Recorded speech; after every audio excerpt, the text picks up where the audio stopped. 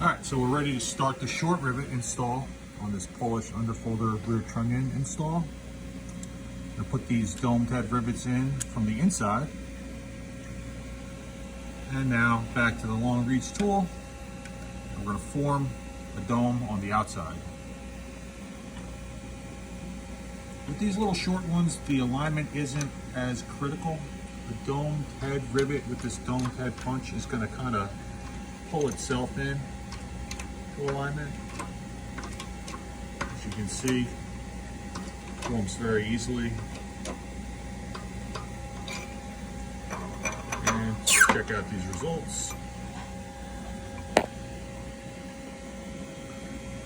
Yeah, that's good.